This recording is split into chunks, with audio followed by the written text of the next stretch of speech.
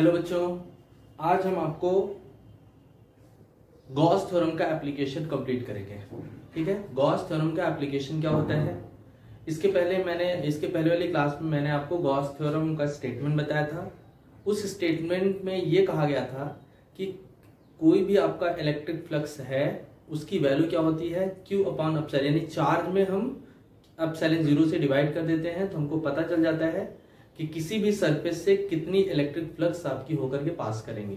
ठीक है ना, ये हमने फाइंड किया था। और अगर आपके पास गॉस थ्योरम का नॉलेज है तो उस गॉस थ्योरम की हेल्प से हम आपका क्या करते हैं, किसी चार्ज की वजह से कितना इलेक्ट्रिक फील्ड डेवलप होता है उसको भी हम लोग पता कर लेंगे। क्या बोल दिया मैंने? अगर आपको गॉस थ्योरम का नॉलेज है, जो कि पहले वाली क्लास में मैंने आपको बताया है, ठीक है, अगर आपको गॉस थ्योरम आता है तो उस गॉस थ्योरम को अप्लाई करके हम डिस्ट्रीब्यूटेड चार्ज की वजह से इलेक्ट्रिक फील्ड कितना डेवलप होता है। जैसे आपके पास क्या है, ये आपके पास थिन यूनिफॉर्म रॉड है। ठीक है, ये आपका एक रॉड है आपका, जो कि इस पर प्लस क्यू चार्ज आपका डिस्ट्रीब्यूट है। ठीक है, अब आपको मालूम है कि इसके चारों तरफ क्या होगा, आपका एक इलेक्ट्रिक फील्ड डेवलप हो जाएगा। उस इलेक्ट्रिक फील्ड को अगर पता करना चाहें तो हम लोग यहाँ पे गॉस थ्योरम को अप्लाई कर लेते हैं। तो क्या बोला मैंने, गॉस थ्योरम का अप्लाई हम वहां करते हैं जहां पे आपको इलेक्ट्रिक फील्ड की वैल्यू को फाइंड करना है। ठीक है, तो अब हम, ये आपका क्या है, ये फैला हुआ चार्ज है, ये किसी कंडक्टिंग वायर में आपका चार्ज डिस्ट्रीब्यूट है। तो जो चार्ज का डिस्ट्रीब्यूशन होता है वो 3 टाइप का होता है। एक लीनियर चार्ज डिस्ट्रीब्यूशन होता है। कौन सा डिस्ट्रीब्यूशन है ये? लीनियर चार्ज डिस्ट्रीब्यूशन होता है। लीनियर चार्ज डिस्ट्रीब्यूशन का क्या मतलब होता है कि अगर आपका जो चार्ज आपने दिया है किसी कंडक्टिंग मटेरियल को, तो वो चार्ज अगर आपका कंडक्टिंग मटेरियल जस्ट लाइक एकदम आपका ये पतला सा वायर है आपका, ठीक है ना, यानी जो आपका वायर हो बिल्कुल पतला हो, थिन हो एकदम, ठीक है, यानी उसमें आपका केवल लेंथ होना चाहिए। तो अगर हम उस पतले से तार को चार्ज देंगे अगर, तो वो चार्ज पूरा क्या करेगा, यूनिफॉर्मली डिस्ट्रीब्यूट हो जाएगा। तो इस डिस्ट्रीब्यूटेड चार्ज को ही हम लोग लीनियर चार्ज डिस्ट्रीब्यूशन कहते हैं। लीनियर मतलब लाइन में आपका, ठीक है ना। तो अगर आपका चार्ज लाइन में डिस्ट्रीब्यूट होता है तो उसको हम लोग क्या कहते हैं, लीनियर चार्ज डिस्ट्रीब्यूशन कहते हैं। और आपको यह मालूम है कि किसी भी वायर में जो चार्ज फैलता है बिल्कुल आपका यूनिफॉर्म होता है। यूनिफॉर्म होने का मतलब हर जगह चार्ज की क्वांटिटी जो होगी वो सेम होगी। ऐसा नहीं कि यहाँ पे आपका कम होगा, यहाँ ज्यादा होगा, यहाँ चार्ज कम होगा, यहाँ ज्यादा होगा, ऐसा नहीं होता है। हर जगह चार्ज की जो क्वांटिटी होती है वो सेम होती है। ठीक है, अब डेंसिटी समझ जाइए। लीनियर चार्ज डेंसिटी क्या होती है? लीनियर चार्ज डेंसिटी को हम लोग लैम्डा से रिप्रेजेंट करते हैं। किससे रिप्रेजेंट करते हैं? लैम्डा से। ठीक है, तो लैम्डा इज इक्वल टू जो होता है आपका Q by L, Q by L के इक्वल होता है। यानी अगर इस रॉड की लेंथ को अगर हम L माने और L लेंथ में चार्ज कितना फैला हुआ है, Q, यानी इसमें जो टोटल चार्ज फैला हुआ है वो कितना है आपका, Q है। तो अब आप क्या कहेंगे, यूनिट लेंथ में कितना चार्ज होगा, Q बाई एल होगा। ठीक है, तो किसी कंडक्टिंग वायर में के यूनिट लेंथ में जितना चार्ज होता है उसी को लीनियर चार्ज डेंसिटी कहा जाता है। क्या बोला मैंने? जैसे आपके पास पतला सा वायर है, उसकी एकांक लंबाई में कितना चार्ज होगा, ठीक है, यूनिट लेंथ में कितना चार्ज होगा, उसी को हम लोग क्या कहते हैं, लीनियर चार्ज डेंसिटी कहते हैं। तो बताओ, L लेंथ में चार्ज कितना था, Q, तो यूनिट लेंथ में कितना होगा, यानी L लंबाई में चार्ज Q है तो एकांक लंबाई में कितना होगा, Q बाई L। ठीक है, तो यही आपका लैम्डा कहलाता है। यूनिट लेंथ में जो चार्ज होगा इतना होगा ना, तो उसी को हम लोग लीनियर चार्ज डेंसिटी कहते हैं। और लैम्डा इज इक्वल टू कितना हो जाएगा, Q बाई एल। ठीक है, तो लीनियर चार्ज डेंसिटी का नॉलेज आपको होना चाहिए। ठीक है, तो पहला एप्लीकेशन आपका गॉस थ्योरम क्या करता है, आपको समझ में आ गया थोड़ा बहुत कि गॉस थ्योरम की हेल्प से हम लोग डिस्ट्रीब्यूटेड चार्ज की वजह से उसके चारों तरफ जो इलेक्ट्रिक फील्ड आता है, ठीक है, जैसे आपका पास ये क्या है, थिन यूनिफॉर्म रॉड है आपका, इसको मैंने चार्ज प्लस क्यू दिया हुआ है, तो ये charge plus Q uniformly distribute हो जाएगा। तो इसके चारों तरफ कितनी इलेक्ट्रिक फील्ड आएगी वही आपको ये मालूम करके देता है। कौन? Gauss theorem.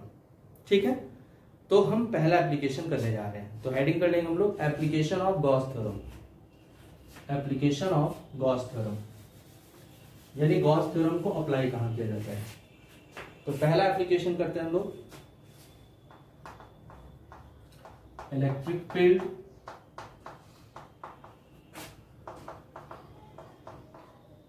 Due to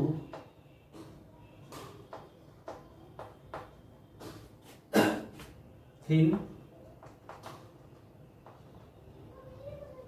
long straight charge wire.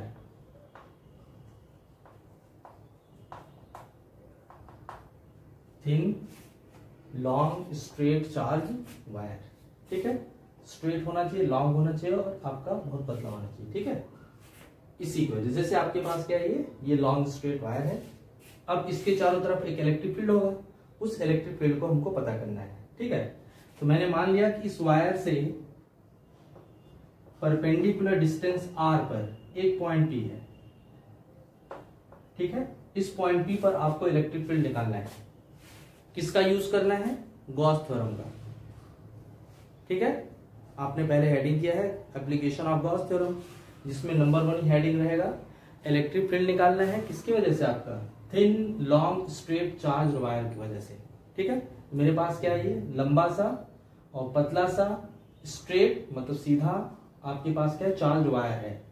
इसके चारों तरफ इलेक्ट्रिक फील्ड आया होगा, तो हमको क्या करना है, वायर से लंबवत, यानी जो वायर है इससे लंबवत r दूरी पर आपका पॉइंट P है जहां इलेक्ट्रिक फील्ड निकालना है, ठीक है। यानी इस चार्ज वायर से r डिस्टेंस पर आपको एक पॉइंट P मिल रहा है जहां पर हमको इलेक्ट्रिक फील्ड निकालना है। लेकिन किसका यूज करना है, गॉस थ्योरम का। तो गॉस थ्योरम में क्या कहा जाता है, गॉस थ्योरम को अप्लाई कैसे आप करते हैं, हमको क्या चाहिए होता है, गॉसियन सरफेस चाहिए होता है, एक सिमेट्रिकल गॉसियन सरफेस चाहिए होता है, ठीक है, जो कि उस पॉइंट से पास करना चाहिए जहां आपको इलेक्ट्रिक फील्ड निकालना है। हमेशा याद रखिएगा, गॉस थ्योरम में 2-3 एप्लीकेशन आपको बताऊंगा जिसमें हमेशा आपको यही करना है। जैसे आपके पास किसी पॉइंट पर इलेक्ट्रिक फील्ड निकालना है तो आप क्या करेंगे, एक गॉसियन सरफेस ड्रॉ करेंगे, ठीक है। और वो गॉसियन सरफेस की खासियत क्या होनी चाहिए, पॉइंट P से पास होना चाहिए, ठीक है। और तीसरी खासियत ये होना चाहिए, सिमेट्रिकल होना चाहिए। सिमेट्रिकल का मतलब है इस वायर से हम परपेंडिकुलर डिस्टेंस, ठीक है ना, जो गॉसियन सरफेस लेंगे उस गॉसियन सरफेस का वायर से परपेंडिकुलर डिस्टेंस हमेशा बराबर होना चाहिए, ठीक है। क्या बोला मैंने, जो आप गॉसियन सरफेस लेंगे वो आपका पॉइंट P से पास करना चाहिए, ठीक है। दूसरा सिमेट्रिकल होना चाहिए आपका। सिमेट्रिकल का क्या मतलब है कि इस वायर से उसके सरफेस की परपेंडिकुलर डिस्टेंस हमेशा बराबर होनी चाहिए, ठीक है। तो हम क्या करते हैं, यहाँ पे जो गॉसियन सरफेस लेने वाले हैं वो आपका सिलिंड्रिकल लेंगे। क्या लेंगे, सिलिंड्रिकल, सिलिंड्रिकल गॉसियन सरफेस लेंगे।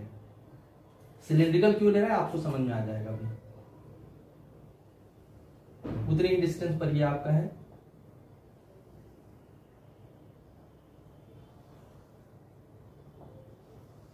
ये सिलेंडर जो आपने माना हुआ है इसका एक्सिस कौन होगा, ये तुम्हारा थिन यूनिफॉर्म वायर है ये, ठीक है। ये आपका सिलिंड्रिकल गॉसियन सरफेस है, ये आपका सिलिंड्रिकल गॉसियन सरफेस है ये। अब आप कहेंगे सर सिलिंड्रिकल गॉसियन सरफेस क्यों ले रहे हैं आप, मैंने क्या बोला, वायर से परपेंडिकुलर डिस्टेंस बराबर होना चाहिए। मैं आपको एक फिगर ड्रॉ करके दिखाऊंगा तो आपको समझ में आ जाएगा। जैसे ये आपका सिलिंड्रिकल गॉसियन सरफेस हो गया ये, ठीक है, ये गॉसियन सरफेस है, ये गॉसियन सरफेस है और वायर आपका ऐसे निकला हुआ है, ये देखो। तो वायर से परपेंडिकुलर डिस्टेंस समझ लीजिए, ये आपका सिलिंड्रिकल गॉसियन सरफेस है, ये सरफेस हो गया गॉसियन। ये जो आपका लाइन है, ये जो पेन दिख रहा है ना, यही आपका वायर है। तो वायर से इसके सरफेस की परपेंडिकुलर डिस्टेंस बराबर आएगी। वायर से, यही वायर था ना, वायर से परपेंडिकुलर डिस्टेंस, देखो ये वायर से परपेंडिकुलर डिस्टेंस सब क्या होंगी आपकी, बराबर होगी। और सिलेंडर की रेडियस कितनी बनेगी, यही वाली डिस्टेंस। सिलेंडर की रेडियस क्या बनेगी, ये आपका सिलेंडर की रेडियस यहां से यहां तक की डिस्टेंस बन जाएगी। समझ में आ गया। अब आप कहेंगे सर आप स्फेरिकल ले लिए होते, जैसे ये वायर था तुम्हारा, प्लस क्यू चार्ज है इस पर, है ना। आप क्या ले लीजिए, स्फेरिकल ले लिए होते हैं। स्फेरिकल कैसे बराबर डिस्टेंस पे आएगा, बराबर डिस्टेंस पे होगा ही नहीं। सरफेस से देखो, जो गॉसियन सरफेस हम लेते हैं, समझ जाइए आराम से, जो गॉसियन सरफेस लेते हैं हम, वो कैसा लेते हैं, वो सिमेट्रिकल लेते हैं। सिमेट्रिकल का मतलब क्या है कि जो आपका वायर है वहां से सरफेस की, जो गॉसियन सरफेस है वहां से सरफेस की परपेंडिकुलर डिस्टेंस बराबर आनी चाहिए। तो बताइए, यहां से यहां तक की दूरी, यहां से यहां तक की दूरी, यहां से यहां तक की दूरी, यहां से यहां तक की दूरी सब बराबर होंगी ना। इस वजह से इसमें जो गॉसियन सरफेस आपने लिया है वो कैसा लिया है, सिलेंड्रिकल लिया है। और सिलेंडर में कुल 3 सरफेस होते हैं। कितने सरफेस हैं, 3 सरफेस, ठीक है। एक कर्व सरफेस होता है, जैसे अभी हमने आपको दिखाया कर्व सरफेस। कर्व मतलब मुड़ा हुआ। कितने सरफेस होते हैं, कर्व, देखो ये कर्व सरफेस है ये, और 2 प्लेन सरफेस, ये वाला और एक ये वाला, 2 प्लेन सरफेस, और ये पूरा कर्व सरफेस दिख रहा है। ये 3D फिगर है ये तो आपका 2D में बनाया गया है। सिलेंडर ऐसे है तो पूरा कर्व है कि नहीं, है मुड़ा हुआ हर जगह, इसको कर्व सरफेस कहेंगे। और ये 2 क्या है, आपका प्लेन सरफेस है, ठीक है। तो आपके पास क्या है, सिलेंडर में कुल कितने सरफेस हैं, 3, जिसमें से एक कर्व सरफेस है और 2 आपका क्या है, प्लेन सरफेस है। अब ध्यान समझना मैं क्या कहता हूं। अब आप क्या करते हैं, सबसे पहले देखो, इलेक्ट्रिक फील्ड निकालने के लिए सबसे पहले हम पता करेंगे। अच्छा, एक चीज और समझो, जब ये प्लस क्यू चार्ज आपका समान रूप से फैला है तो यहां से क्या करेंगे, लाइन निकलेंगी, इलेक्ट्रिक फील्ड लाइन निकलेंगी ना। क्या निकलेंगी, इलेक्ट्रिक फील्ड लाइन निकलेंगी, वैद्युत बल रेखाएं निकलेंगी। तो हम पता करना चाहते हैं ये इलेक्ट्रिक फील्ड लाइन इस सिलेंडर से होकर के कितनी पास करेंगे, उनका नंबर कितना होगा, ठीक है ना। यानी इलेक्ट्रिक फ्लक्स निकालना चाहते हैं। क्या निकालना चाहते हैं, इलेक्ट्रिक फ्लक्स। फिर समझो, जैसे ये तुम्हारा वायर है, इस वायर से क्या करें, चार्ज वायर है ना, ये चार्ज है ये, तो जब चार्ज है इसके यहां से क्या करेंगे, इलेक्ट्रिक फील्ड लाइन निकलेंगी। वायर के हर एक पॉइंट से क्या करेंगे, जैसे ये वायर है तुम्हारा मान लो, तो यहां से क्या करेंगे, चारों तरफ लाइन निकलेगी हर पॉइंट से। तो अब इस सिलेंडर से नॉर्मल कितना पास करेगी इसको जानना है, इलेक्ट्रिक फ्लक्स, ठीक है। तो अब बताओ, सरफेस कैसा है तुम्हारा, कर्व सरफेस है। तो हम क्या करते हैं, इलेक्ट्रिक फ्लक्स कैसे निकालते हैं, वेक्टर ई का डॉट करते हैं सरफेस एरिया से। याद आया, याद करिए आप लोग। अगर एलिमेंट्री पार्ट लिया जाता है तो D phi E equals to क्या करते हैं, vector E dot D A, यही ना। वेक्टर ई डॉट क्या करते हैं, डी ए, या डीएस ले लीजिए, सरफेस एरिया आपका है। क्योंकि अब देखो आप क्यों डी ए ले रहे हैं, क्योंकि सरफेस हमारा कर्व है, तो एरिया वेक्टर नहीं मिल पाता है।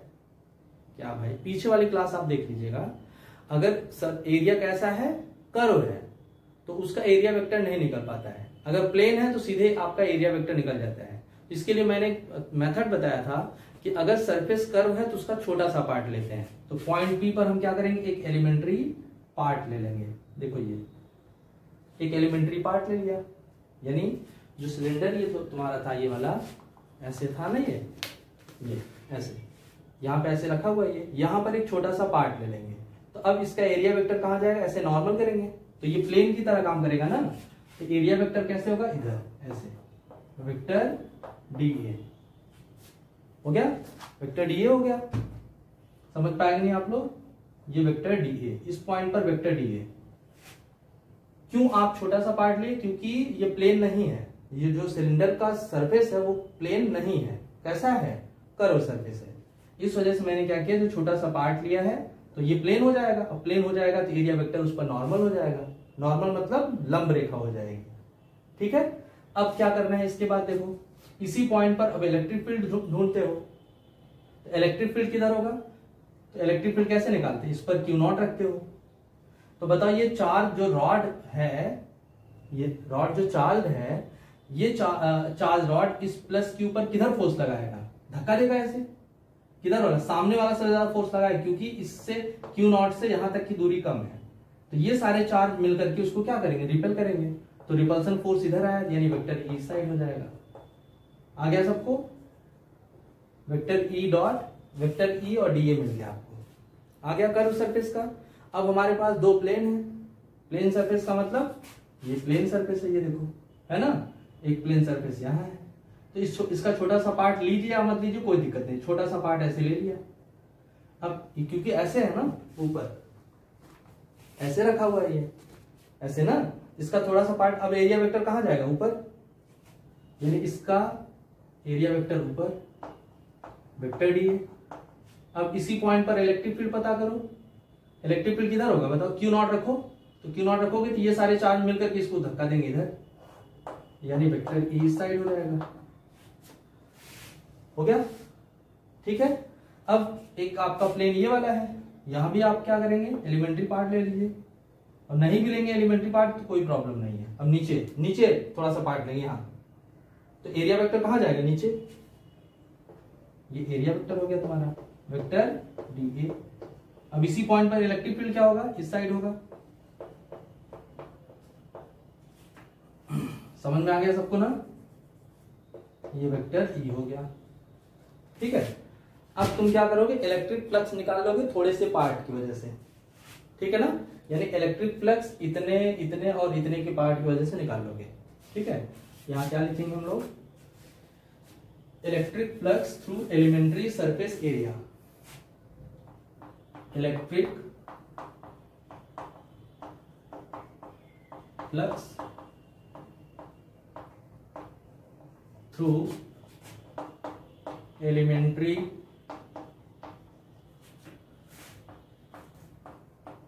सरफेस एरिया, बताइए क्या होगा, डी फाई ई करेंगे, ठीक है, डी फाई ई। तो कितने सरफेस है, कुल 3 ठो है, तो तीनों के लिए लिखना पड़ेगा। ये सरफेस बोलो किसका, पहले हम कर्व सरफेस का ले रहे हैं, ये कर्व हो गया, ठीक है, वेक्टर ई डॉट डी ए, ठीक है। फिर क्या करेंगे, इंटीग्रल फिर लगाएंगे प्लेन के लिए, प्लेन सरफेस के लिए, इसके लिए वेक्टर ई डॉट डी ए करेंगे, फिर प्लस लगाएंगे आप, इंटीग्रल ये कर्व सरफेस का होगा, आ रहा है ना, वेक्टर ई डॉट डी ए करेंगे, ठीक है। तो 3 बार इंटीग्रल किया, 2 प्लेन के लिए और एक कर्व सरफेस के लिए। इससे कितनी इससे कितनी होकर के लाइन जाएगी, इतने से कितनी होकर के लाइन जाएगी, लेकिन मैंने अभी पहले थोड़े से पार्ट की वजह से निकाल रहे हैं, यानी इस थोड़े से पार्ट से होकर के कितनी लाइन निकलेगी, ठीक है।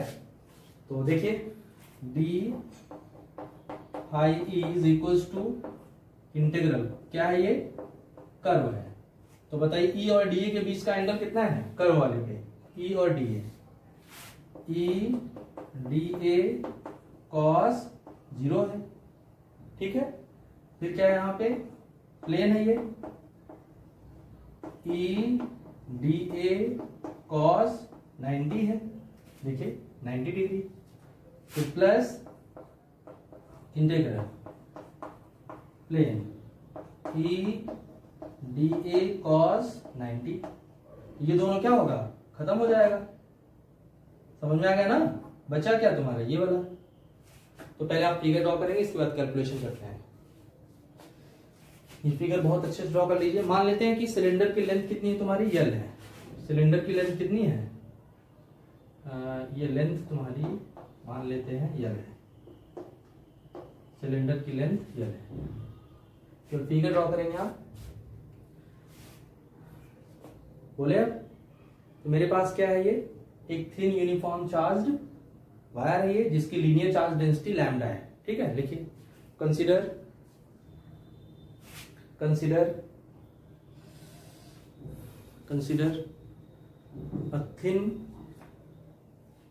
a thin uniform charged wire, a thin uniform charged wire of linear charge density lambda, of linear charge density lambda, of linear charge density lambda। तो सब लिखिए, we have to find, हमें ज्ञात करना है, क्या ज्ञात करना है, इलेक्ट्रिक फील्ड इंटेंसिटी या electric field, we have to find electric field at point P,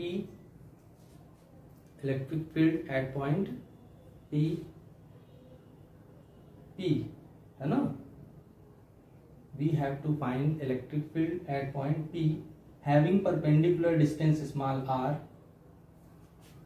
having perpendicular distance small r from the wire, ठीक है, वायर से लंबवत दूरी कितनी है, r है, having perpendicular distance small r from the wire, from the wire।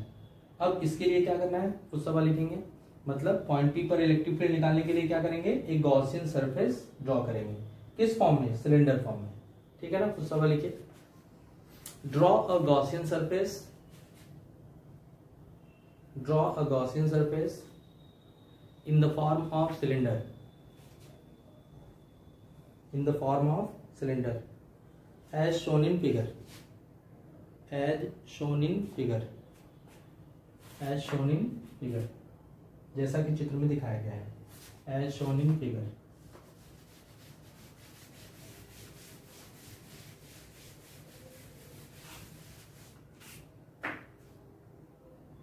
क्या लिखे हम लोग, प्लस इसके बाद ये टर्म है आपका, चलिए हम लोग कहां पहुंच गए, D phi E is equals to, E को बाहर कर लीजिए,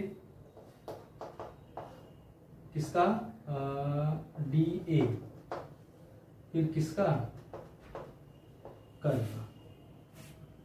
एक मिनट, छोटा सा मिस्टेक हुआ है आपसे, ये आपका इंटीग्रल करेंगे तो क्या, electric flux through elementary surface area अगर करेंगे आप तो इंटीग्रल नहीं रहेगा, ठीक है।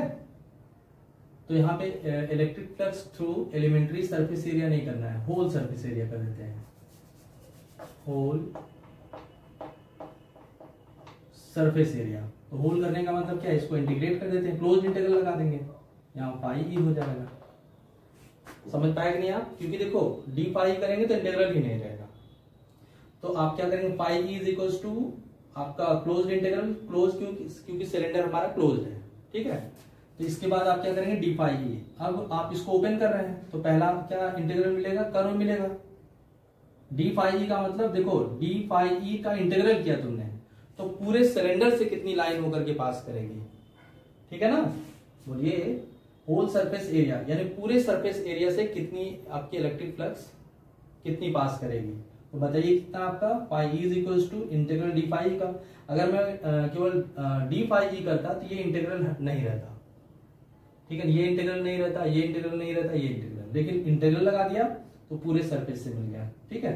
यहाँ पे क्या आ जाएगा आपका, फाई ई, ठीक है। तो फाई ई की वैल्यू क्या आ जाएगी, ये तो कैंसिल हो गया तुम्हारा इतना। इसके बाद आपका क्या है, फाई ई इक्वल्स टू, थोड़ा ध्यान देखिएगा, ई इंटू ये क्या है, ये किसका एरिया होगा बताओ, इंटीग्रल डी ए का मतलब क्या है कि कर्व की सरफेस एरिया के छोटे छोटे पार्ट का सम है ये, जैसे यही है ना, यही आपका क्या है, सिलेंडर है ये, इसके छोटे छोटे पार्ट की एरिया को जब जोड़ेंगे तो पूरे सिलेंडर की सरफेस एरिया आ जाएगी, ठीक है ना। कौन सा, प्लेन को छोड़ करके, प्लेन सरफेस को छोड़ करके। तो आपने पढ़ा होगा 10th क्लास में, सिलेंडर की सरफेस एरिया कितनी होती है, 2 पाई आर एच होता है, क्या होता है, 2 पाई आर, रेडियस हो गया, एच की जगह क्या होगा, एल होगा, लेंथ हो गया आपका, ठीक है ना। बोलिए, आपका इतना आ गया ये। अब हम क्या करते हैं, फाई ई, गॉस थ्योरम लगा देंगे, using Gauss theorem. Gauss theorem क्या कहता है, फाई ई, याद करिए थोड़ा, तो फाई ई बराबर Q in upon epsilon zero. Q in का मतलब जो सरफेस के अंदर होगा, मैं लिख दे रहा हूं यहां पे, Q in upon epsilon zero, ठीक है। क्यू इन अपॉन कितना, एप्सिलॉन जीरो, ई इंटू 2 पाई आर एल, कितना हो गया, 2 पाई आर एल, आ गया सबको। और क्योंकि आपको पता है, ध्यान से समझिए क्या बोलने वाला हूं, लैम्डा इज इक्वल्स टू, भी बोला था, lambda is equals to Q in upon L हो जाएगा, क्यू इन अपॉन कितना, एल। क्यू इन का मतलब है कि सिलेंडर के अंदर कितना चार्ज था। ये आपका सिलेंडर था, ये तुम्हारा रॉड था, थोड़ा ध्यान समझ लो अच्छे से। ये क्यू इन का मतलब क्या है, सिलेंडर के अंदर जो चार्ज आएगा वो वैल्यू है। पूरा चार्ज कंडक्टर में था फैला हुआ, मान लिया कि इस कंडक्टर में फैला हुआ चार्ज क्यू है, लेकिन आधा कुछ पार्ट तो ऊपर है और कुछ पार्ट नीचे है, तो पूरा चार्ज को तो ये सिलेंडर घेरेगा नहीं। कितने चार्ज को घेरेगा, जितनी इस सिलेंडर की लंबाई होगी ना, समझिए। सिलेंडर आप गॉस थ्योरम क्या कहता था, Q upon epsilon zero. Q वो चार्ज है जो सरफेस को घेरता है, सरफेस जो है उस चार्ज को जितना घेरेगा, तो जितना चार्ज सरफेस के अंदर होगा उतना ही चार्ज लिखना है आपको। तो सरफेस के अंदर कितना चार्ज होगा आपका बताइए, L लेंथ में होगा। तो आप बताइए L लेंथ में चार्ज मान ले रहे हैं कितना है, Q इन है। Q इन का मतलब जो सरफेस के अंदर है, तो यूनिट लेंथ में कितना चार्ज हो जाएगा, Q इन अपॉन L हो जाएगा। यही तो लैम्डा होता है, समझ में आया ना। तो लैम्डा कितना हो जाएगा आपका, Q इन अपॉन L हो जाएगा। Q इन का मतलब क्या है कि जो चार्ज आपका सिलेंडर के अंदर होगा, ठीक है।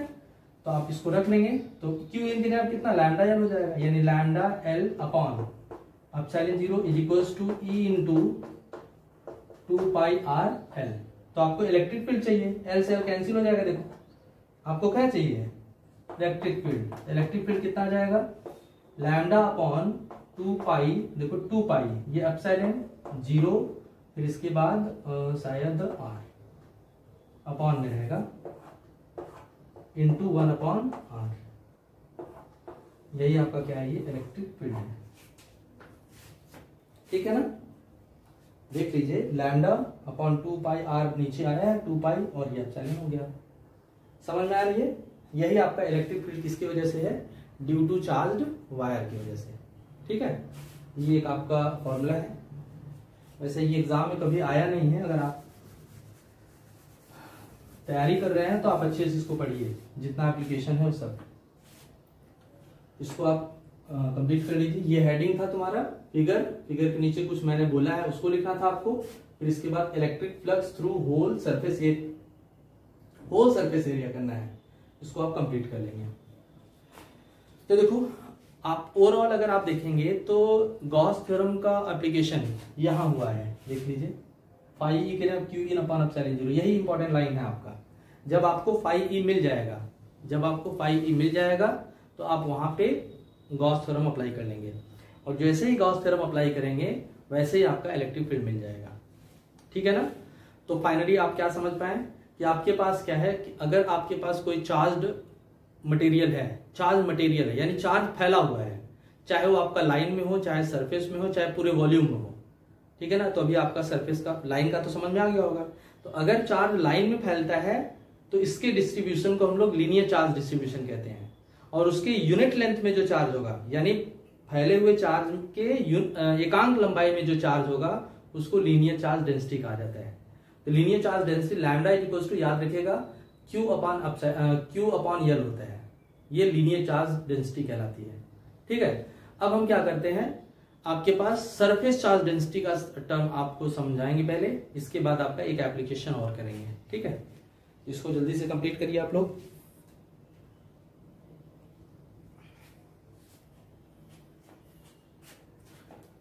दूसरा एप्लीकेशन हेडिंग करते हैं हम लोग,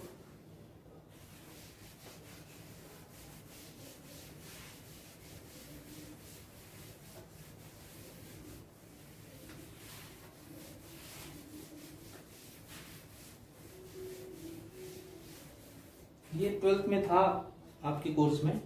हेडिंग करते हैं number 2 application, electric field due to charged sheet. Charge sheet का मतलब पहले समझ जाइए। तो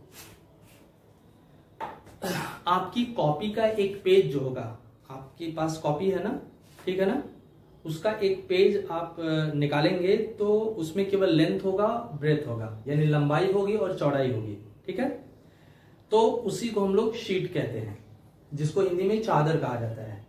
ठीक है, तो उस शीट में, वो कंडक्टिंग शीट है, तो उस शीट में क्या किया है मैंने, प्लस क्यू चार्ज दिया हुआ है। जैसे अभी फिगर हम ड्रॉ कर दे रहे हैं आपके पास, ये देखिए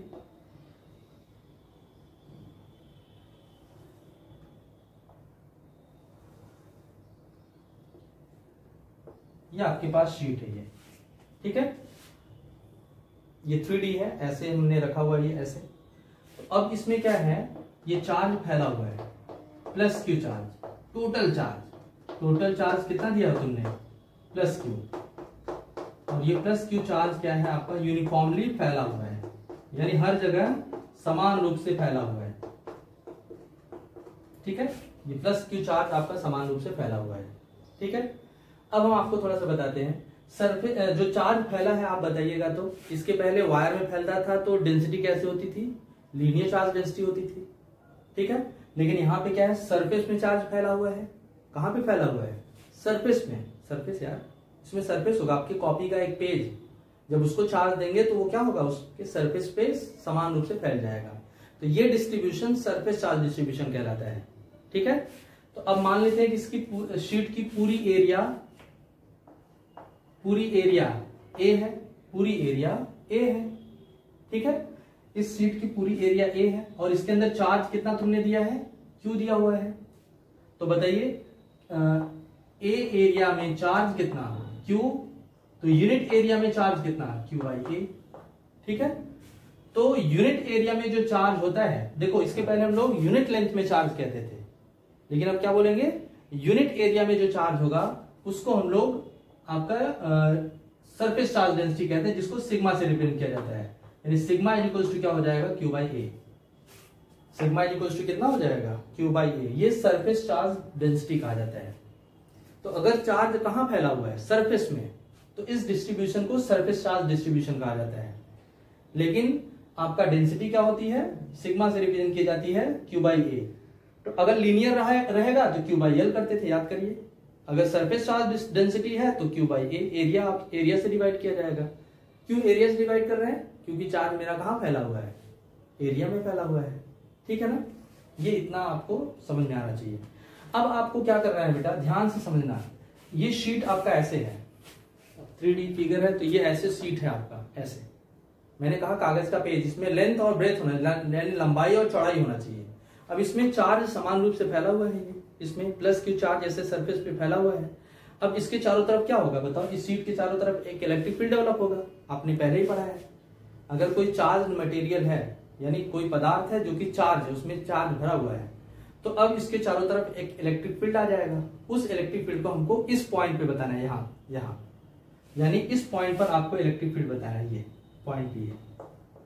ठीक है, तो अब किसका यूज करना है आपको, गॉस थ्योरम का। ठीक है, तो गॉस थ्योरम कब यूज कर पाते हैं आप, जब एक गॉसियन सरफेस ड्रॉ करते हैं। जब गॉसियन सरफेस ड्रॉ हो जाता है तब आप क्या करते हैं, उसके कितने सरफेस है ये ढूंढते हैं। ठीक है, जब सरफेस ढूंढ लेते हैं तब ई और डी ए ढूंढते हैं।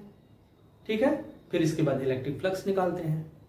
यही काम हमेशा आप बार बार करते हैं। क्या करते हैं बताइए, जिस पॉइंट पर इलेक्ट्रिक फील्ड निकालना है तुमको, वहां से पास होने वाले एक गॉसियन सरफेस को ड्रॉ करते हैं। सिमेट्रिकल गॉसियन सरफेस ड्रॉ करते हैं। हो गया, अब गॉसियन सरफेस ड्रॉ हो गया तो हम क्या करेंगे, अब कितने सरफेस है उसमें वो ढूंढेंगे। हो गया, इसके बाद आप क्या करते हैं, इलेक्ट्रिक फ्लक्स छोटे से पार्ट की वजह से निकालते हैं। इसके बाद इंटीग्रेट करके पूरे पार्ट से निकाल देते हैं, तो ये इलेक्ट्रिक फ्लक्स आ जाता है। और इलेक्ट्रिक फ्लक्स जैसे ही आता है, इसके बाद आप गॉस थ्योरम लगा देते हैं। ठीक है, ये पॉइंट पी तुमने यहां लिया, तो अब आप क्या करेंगे, एक गॉसियन सरफेस ड्रॉ करेंगे। तो ये पॉइंट पी है, इतनी ही डिस्टेंस पर हम यहाँ ये लाइन ऐसे ड्रॉ कर लो तो आपको समझ में आ जाएगा। ये पॉइंट पी है, यहाँ पे आपका पी डैश मान लेते हैं। ठीक है, अब आप क्या करते हैं, एक गॉसियन सरफेस ड्रॉ करते हैं, पतला सा सिलेंडर ड्रॉ करके। कैसा सिलेंडर ड्रॉ करेंगे, पतला सा। जिस पतले से सिलेंडर को हम लोग पिल बॉक्स कहते हैं।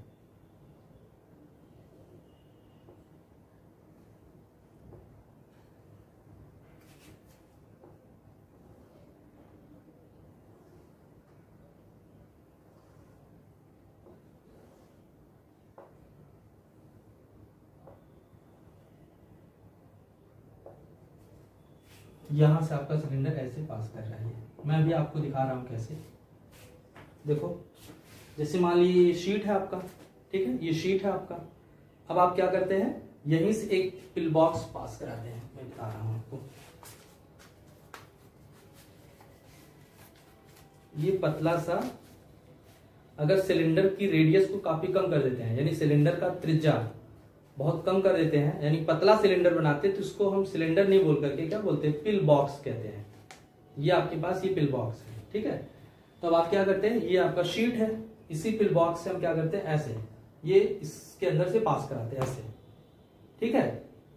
तो अब आपको क्या करना है, क्या ढूंढना है बताओ, उस चार्ज को ढूंढना है जितना ये घेरे, वो तो बात की बात है। अभी हम क्या करते हैं, ये पिल बॉक्स हो गया तुम्हारा, ठीक है ना, सिलेंडर हो गया।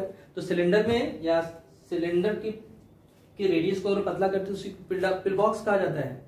सिलेंडर के रेडियस को अगर पतला करते हैं तो उसको क्या बोलते हैं, पिल बॉक्स कहते हैं।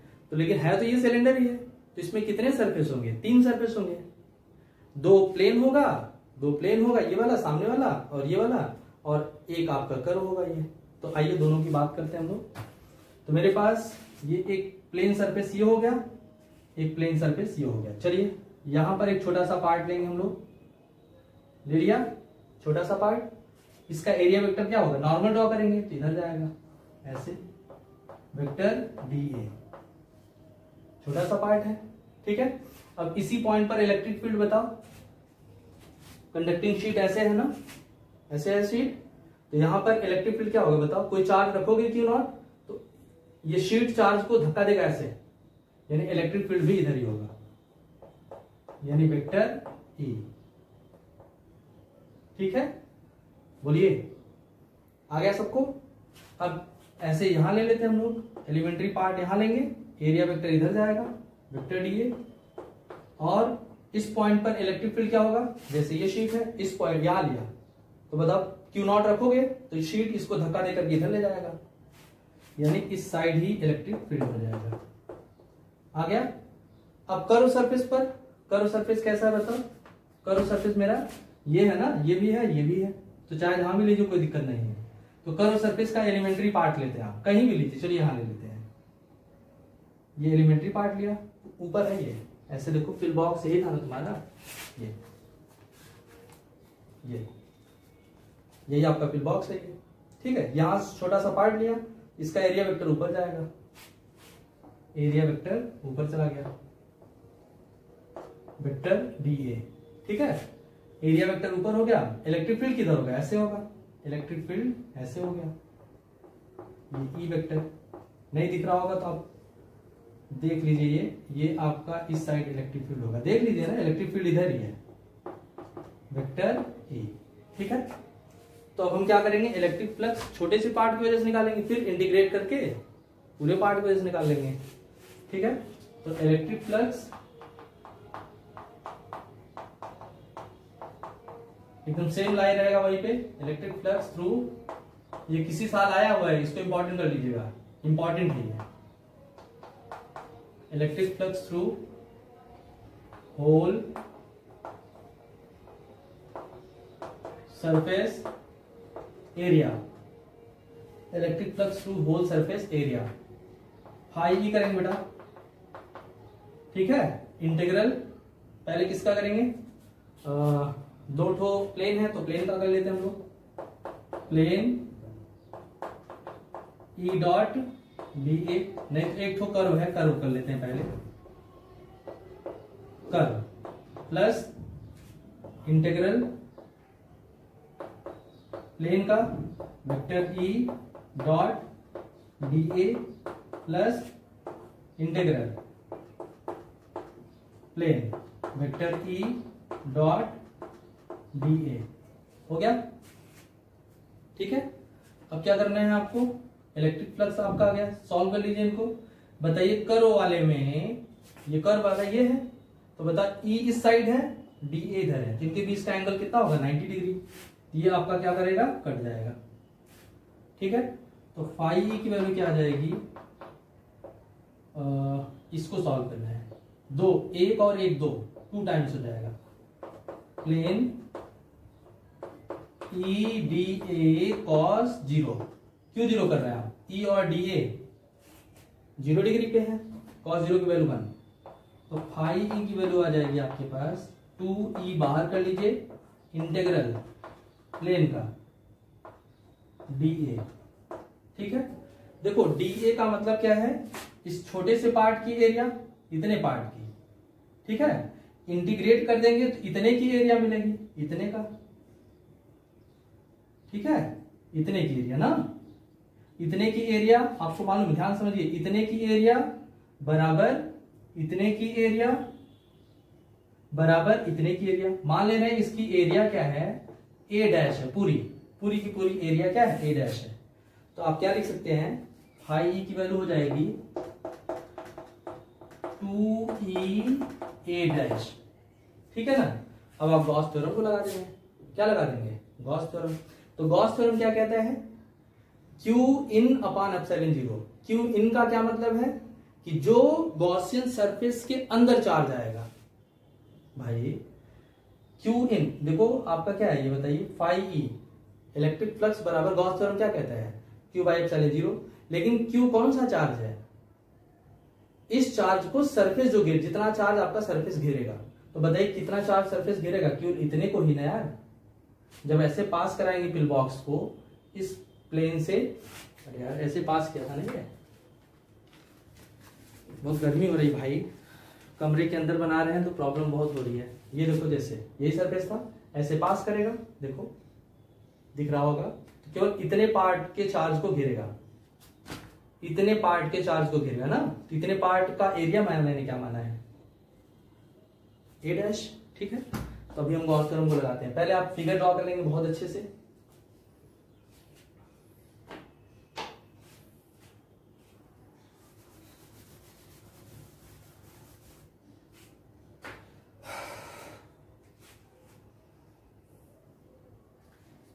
तो लिखिएगा फिगर में, consider a plane charge sheet,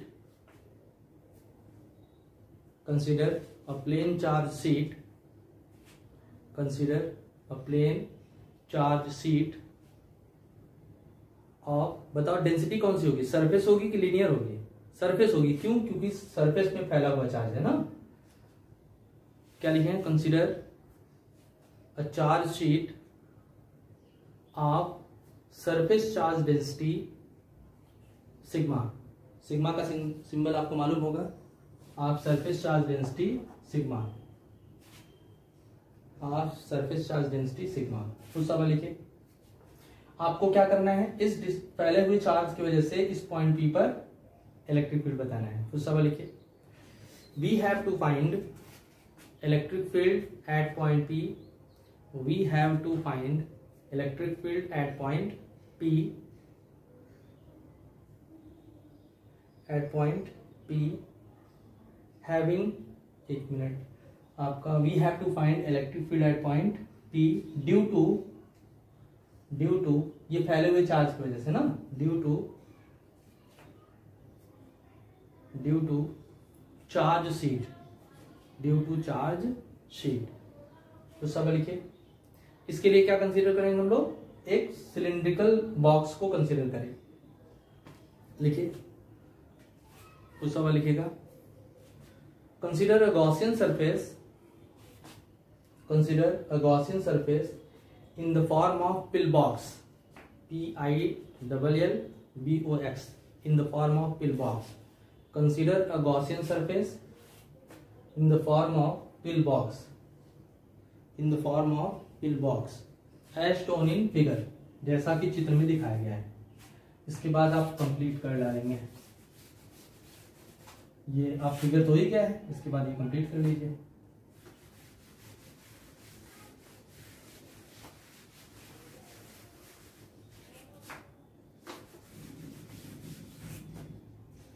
बताओ कितना है? इसकी एरिया क्या माने तुम?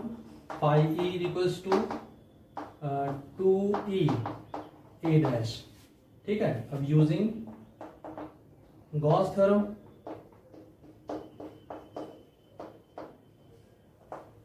क्या कहता है Gauss theorem? Q in upon epsilon zero. Q in का मतलब जितना चार्ज घिरा होगा, 2e a dash. Q in का मतलब क्या है बेटा? अब देखो, क्योंकि हमको फॉर्मूला पता है ना, देखो ध्यान से समझना। यहां पे आपके पास sigma is equals to Q in upon क्या होगा, ए डैश। बोलो क्यों? क्योंकि ए डैश एरिया में कितना चार्ज है, क्यू इन है ना बेटा। कितने एरिया में? ए डैश एरिया में कितना चार्ज है, क्यू इन है। तो यूनिट एरिया में क्या हो जाएगा, क्यू इन अपॉन ए हो जाएगा। तो यूनिट एरिया में जो चार्ज होता है उसी को सिग्मा कहते हैं हम, है ना। तो अब आप क्यू इन के जगह कितना लिख देंगे बताइए, sigma A dash upon epsilon not, तो 2e a dash. A dash से ए डैश कट जाएगा, आपको ई चाहिए ना, तो ई इक्वल टू क्या आ जाएगा, सिग्मा अपॉन 2 एप्सिलॉन 0। यही आपका आंसर है।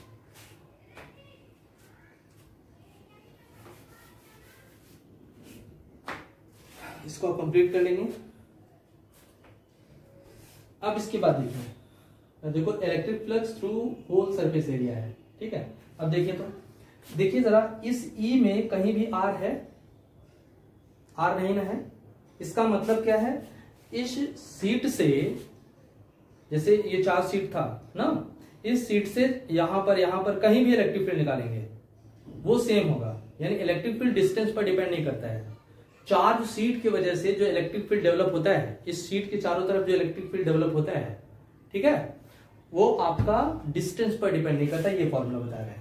बताइए ई की वैल्यू क्या है, इसमें कहीं भी आर नहीं है, ये कांस्टेंट है, ये भी कांस्टेंट, यानी हर जगह इलेक्ट्रिक फील्ड क्या होता है, कांस्टेंट होता है। तो नीचे एक लाइन लिख लीजिएगा, from this equation we can say that, from this equation we can say that electric field due to charge sheet, electric field due to charge sheet is independent of distance, is independent of distance, यानी distance से independent है, मतलब depend नहीं करती है, ठीक है। Is independent of distance, ठीक है।